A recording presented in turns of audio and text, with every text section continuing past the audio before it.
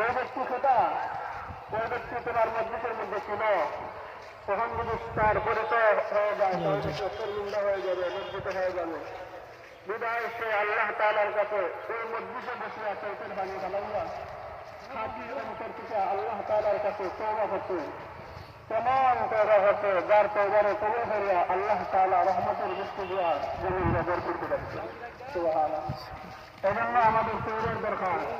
আমরা গুনাহ করতে করতে আমরা জিন্দগি বরবাদ করে দিচ্ছি, আমরা গুনাহ করতে করতে আমরা আবাদ মস্তক বেড়ে দিয়েছি, আমার মাথা থেকে না পা পর্যন্ত গুনাহ ভরপুর হয়ে গেছে।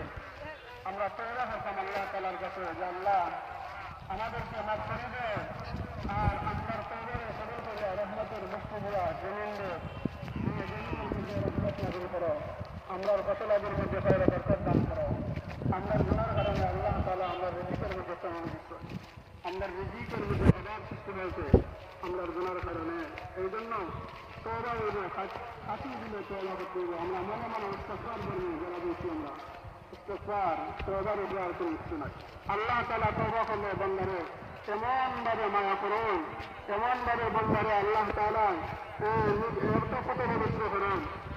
নবজাত শিশু মায়ের গর্ভ থেকে জন্ম নিলে যেরকম তার কোনো গুনাহ থাকে না, মানুষ যদি খাঁটি দিলে তওবা করে যে আল্লাহ তাআলা তার দুনিয়ার সমস্ত গুনাহ তারে মাফ করে দেবে।